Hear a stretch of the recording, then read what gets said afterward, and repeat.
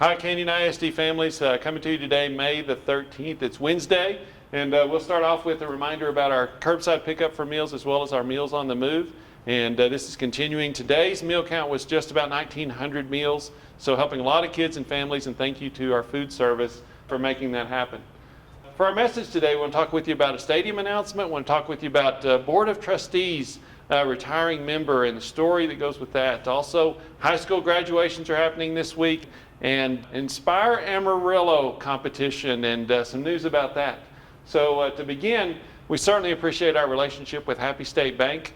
On Monday night, this past Monday, our Board of Trustees accepted and approved the agreement for sponsorship and naming rights of the stadium that is formerly known as Kimbrough Memorial Stadium, and now it is going to be renamed Happy State Bank Stadium. We appreciate J. Pat Hickman and the leaders at Happy State Bank for their work and working to give back to our community in the way that this will touch so many fans, kids, and the community as a whole regarding that longtime icon of the Panhandle, which is now Happy State Bank Stadium.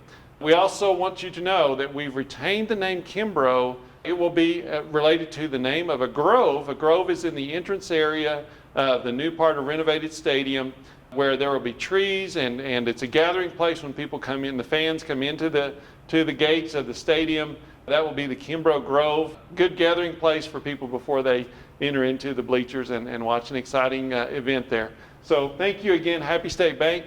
Looking forward to Happy State Bank Stadium coming online.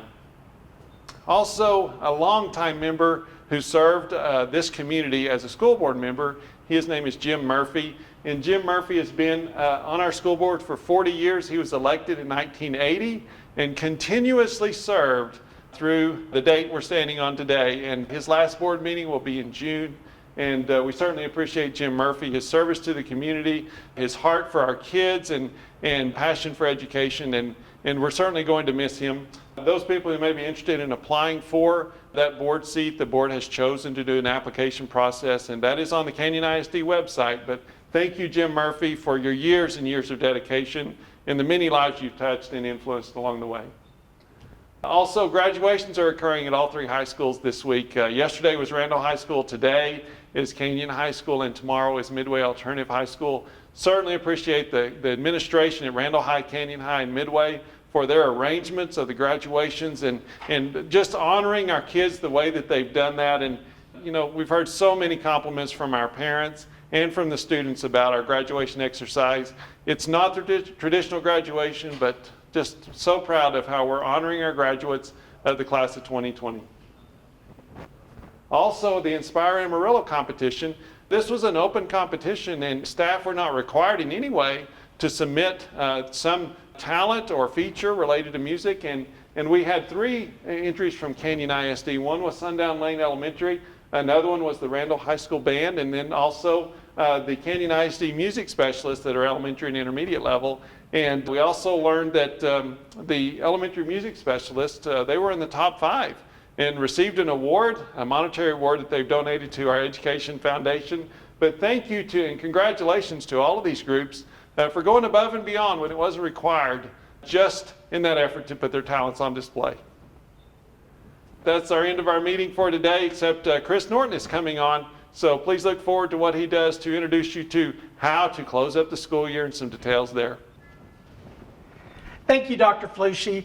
Hello, everybody. My name is Chris Norton, and I'm the Director of Innovation and Instruction here at Canyon ISD. I'm here to talk to you for just a second about device check-in that's going to happen next week on your campuses. Remember, you're going to be checking in those Chromebooks and iPads that you've checked out for school at home, and we want to make that process as easy as possible. Some of the things that our staff is going to be doing is when they take that device is looking for any damage. So just know as you come up, we're going to check and make sure that the body is okay. We're going to be looking at the screen, make sure there's no cracks, look at the keyboard, make sure all the keys are there, and then we have to make sure that that device powers on. So please make sure as you bring your devices that those are charged and ready to go.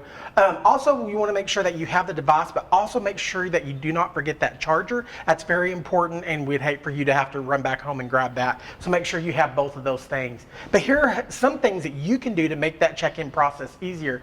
Number one, make sure you have that device and that charger in hand.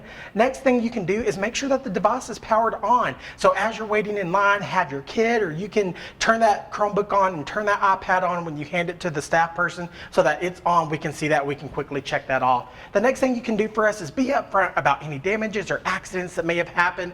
We know that these things happen, but we have to document it so that we can get these devices fixed and ready to go for the next year. We're not saying that anybody has to pay for those damages as of right now. All we're doing is documenting it and then making sure that we get your signature so that you know also of those damages.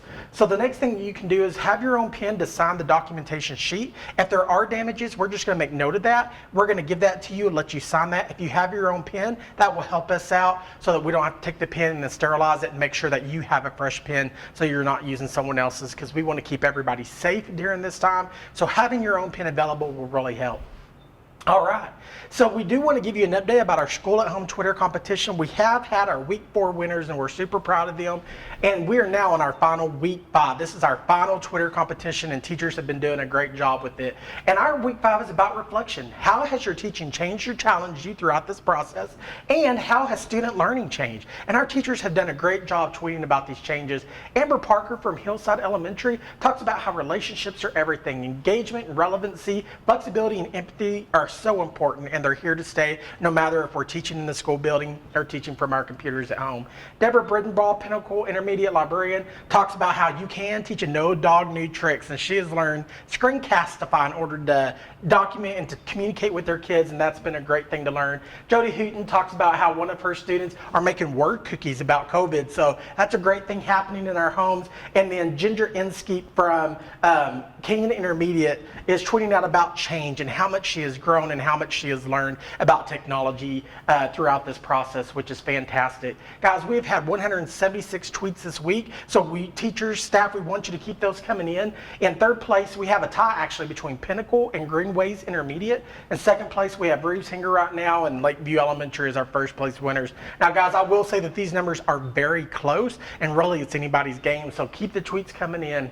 All right, guys, this is our last week. Friday, May 5th at 5 o'clock is the last time to get your tweets in, so teachers, make sure you do that. Community, parents, everybody, thank you so much for all that you've done with School at Home. Again, if you have any questions, make sure you jump on our website and use that chat box to ask those questions. We thank you for all that you do. Everybody have a great week.